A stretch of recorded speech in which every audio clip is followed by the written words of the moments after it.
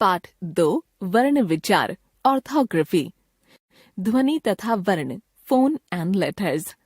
पिछले अध्याय में आप मौखिक और लिखित भाषा के बारे में पढ़ चुके हैं। आपको बताया गया था कि मौखिक भाषा का आधार मनुष्य के मुख से उच्चारित ध्वनियां होती हैं तथा लिखित भाषा में इन्हीं ध्वनियों के लिए कुछ चिन्ह बना लिए जाते हैं जिन्हें लिपि चिन्ह या वर्ण कहते हैं। भाषा की सबसे छोटी इकाई ध्वनि है तथा इसका लिखित रूप वर्ण कहलाता है। अतः यदि वर्ण किसी ध्वनि का लिखित रूप है तो ध्वनि उस वर्ण का उच्चारित रूप। हर भाषा में ये ध्वनियां दो तरह की होती हैं, स्वर तथा व्यंजन। स्वर तथा व्यंजन ध्वनियां वाउल्स एंड कॉन्सोनेंट्स। स्वर वे ध्वनियां हैं जिनके उच्चारण में वायु बिना किसी रुकावट के मुख से बाहर निकल जाती है।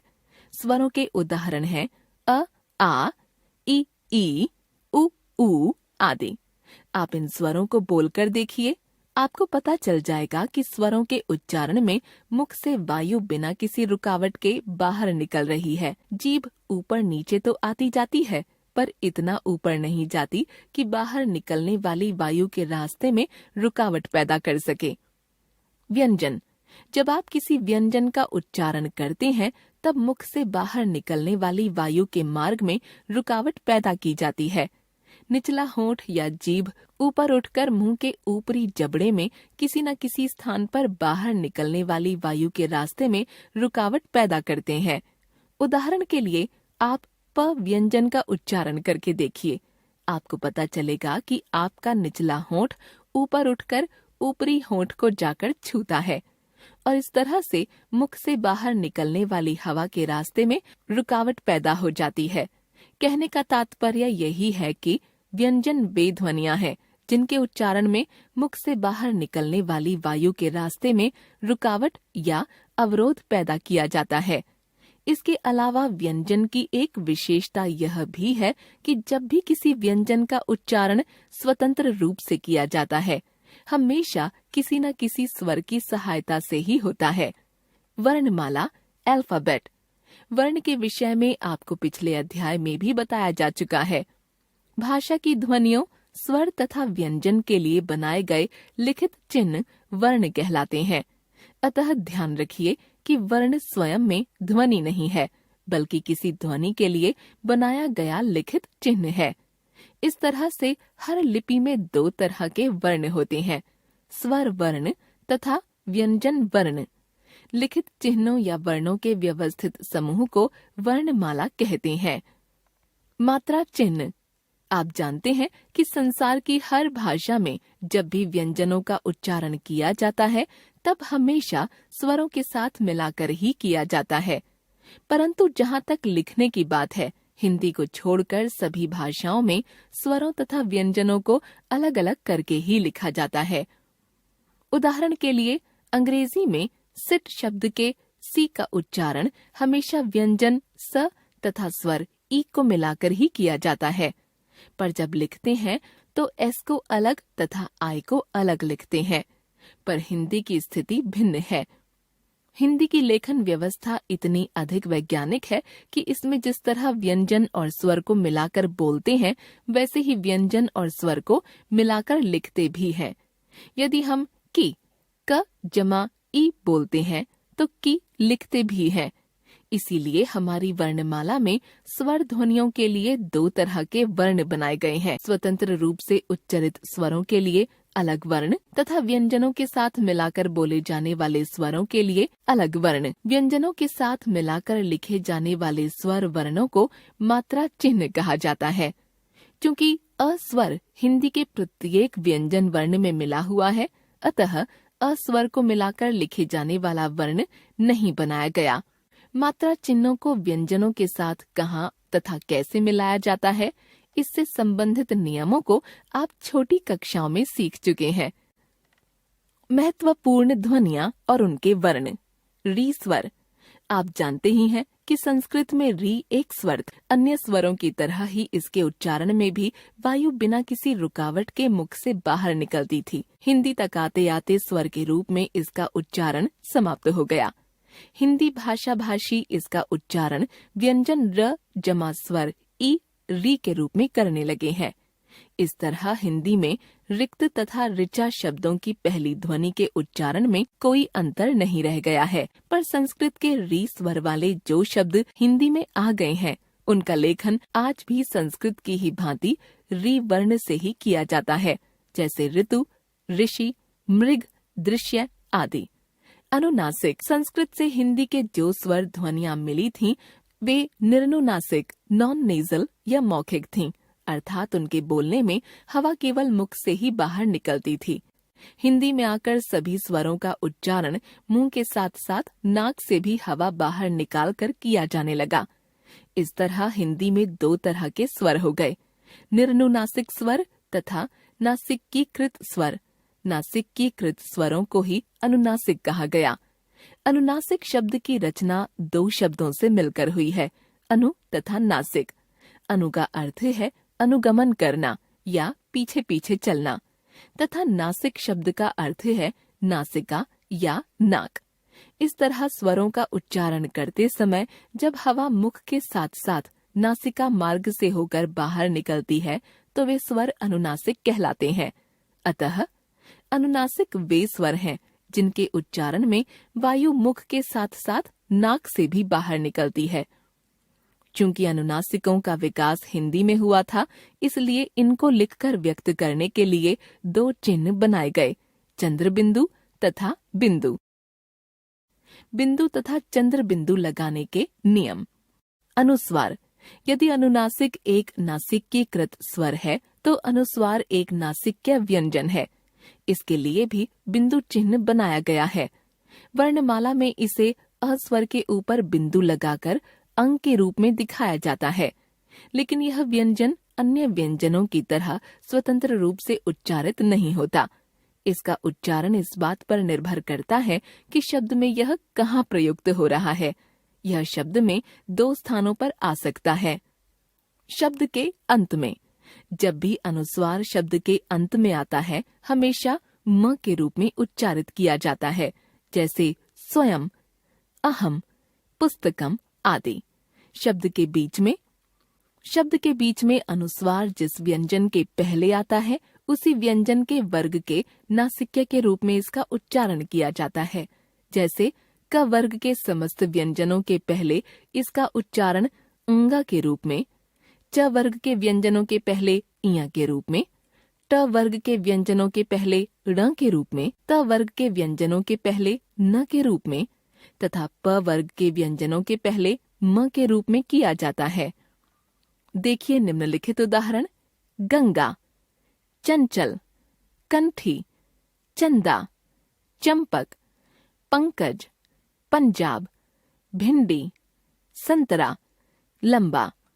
मानक वर्तनी के नियमों के अनुसार अनुस्वार का लेखन बिंदु लगाकर करना चाहिए, उसके वर्ण से नहीं। अतः ध्यान रखिए कि गंगा, चंचल, पंडित, हिंदी, चंपा मानक नहीं है। इनके मानक रूप हैं गंगा, चंचल, पंडित, हिंदी तथा चंपा। ध्यान रखिए, जिन स्वर वर्णों की शिरोरेखा के ऊपर स्थान खाली है, अर्थात मात्रा चिन्ह का कोई अंश नहीं है, उनके ऊपर अनुनासिक के लिए चंद्र बिंदु लगाया जाता है, जैसे गांव, आंख, चांद, भांग, पूंछ, मूंछ आदि। जिन स्वर वर्णों की शिरोरेखा के ऊपर कोई मात्रा है तो उस वर्ण के ऊपर बिंदु लगाया जाएगा, जैसे गोंद, चोंच, केंचुली, 34 मैं आदि। विसर्ग, हिंदी की वर्णमाला में विसर्ग को भी अ स्वर के साथ अह के रूप में लिखकर दिखाया जाता है। संस्कृत में ह का उच्चारण दो तरह से होता था। एक तरह के उच्चारण के लिए ह चिन्ह बनाया गया था तथा दूसरे के लिए विसर्ग। हिंदी में विसर्ग का उच्चारण समाप्त हो चुका है, इसे भी सब लोग ह के रूप में ही बोलते हैं। पर विसर्ग युक्त संस्कृत के जो शब्द हिंदी में आ गए हैं, उनका लेखन संस्कृत की ही तरह विसर्ग लगाकर किया जाता है, जैसे प्रायः, प्रातः, अतः, स्वतः आदि। पर हिंदी में उच्चारण के स्तर पर प्रातः तथा सुबह की अंतिम व्यंजन ध्वनि के उच्चारण में कोई अंतर नहीं रह गया है। आगत ध्वनियां तथा उनके वर्ण, borrowed phones and their letters. आगत शब्द का अर्थ होता है आया हुआ। जो ध्वनियां हिंदी में अन्य भाषाओं जैसे अरबी, फारसी, तुर्की, अंग्रेजी आदि के शब्द आ जाने के कारण आ गई हैं, वे आगत ध्वनियां कहलाती हैं। इनमें स्वर तथा व्यंजन दोनों ही प्रकार की ध्वनियां हैं। चूंकि ये ध्वनियां पहले से हिंदी में नहीं थीं, अतः इनके लिए नए वर्ण भी बना लिए गए हैं। ये ध्वनियां और इनके लिए विकसित वर्ण इस प्रकार हैं। आगत स्वर अ, उदाहरण pocket, doctor, coffee, order, office आदि। आगत व्यंजन ज, फ। आगत ध्वनियों से बनने वाले शब्दों का लेखन जहाँ तक हो सके उनके लिए बनाए गए वर्णों से ही करना चाहिए, जैसे सजा, राज, मजा, जरा, सफर, फायदा, फोन, सफाई आदि। र व्यंजन के संयुक्त रूप। र व्यंजन को लिखकर व्यक्त करने के लिए 3 चिन्ह या वर्ण बनाए गए हैं, र, रेव तथा पदेन, जो 3 भिन्न भिन्न स्थितियों के लिए हैं। ये 3 स्थितियां इस प्रकार हैं। र जमा स्वर। यदि र व्यंजन किसी स्वर के साथ मिलाकर बोला जाता है तो उसे हमेशा र वर्ण से ही लिखा जाता है, जैसे राजा। र जमा आ जमा ज जमा आ। रुपया। र जमा उ जमा प जमा अ जमा य जमा आ। रोग। र जमा ओ जमा ग जमा अ। रेत। र जमा ए जमा त जमा अ आदि। र व्यंजन। यदि र व्यंजन किसी अन्य व्यंजन के साथ मिलाकर बोला जाता है तो उसे दूसरे वर्ण से लिखा जाता है। इस वर्ण को रेफ कहते हैं। यह हमेशा उस व्यंजन की शिरोरेखा के ऊपर लगता है जिस व्यंजन के साथ र मिलाकर बोला जाता है, जैसे धर्म। ध जमा अ जमा र जमा म जमा अ। कर्म। क जमा अ जमा र जमा म जमा अ। दर्द। द जमा अ जमा र जमा द जमा अ आदि। व्यंजन जमा र। यदि कोई अन्य व्यंजन र के साथ मिलाकर बोला जाता है तो र ध्वनि को तीसरे वर्ण पदेन से लिखा जाता है और इसे खड़ी पाई वाले व्यंजनों में खड़ी पाई के निचले भाग में हुक की तरह लगाया जाता है तथा गोलाकार व्यंजनों में हल चिन्ह के साथ जोड़ दिया जाता है, जैसे खड़ी पाई वाले व्यंजन वर्ण जमा र। क जमा र क्र। ध जमा र ध्र। प जमा र प्र। भ जमा र भ्र आदि, जैसे क्रय, प्राण, प्रताप, भ्रम आदि। द तथा ह में भी नीचे का भाग खड़ी पाई का अंश है, अतः द जमा र तथा ह जमा र को भी द्र तथा ह्र के रूप में लिखा जाता है, जैसे द्रव्य, ह्रस्व। खड़ी पाई वाला व्यंजन श जमा र। इसे जिस तरह संस्कृत में लिखा जाता था उसी तरह लिखा जाता है। संस्कृत में श ध्वनि के लिए 2 वर्ण बनाए गए थे, श तथा श्र।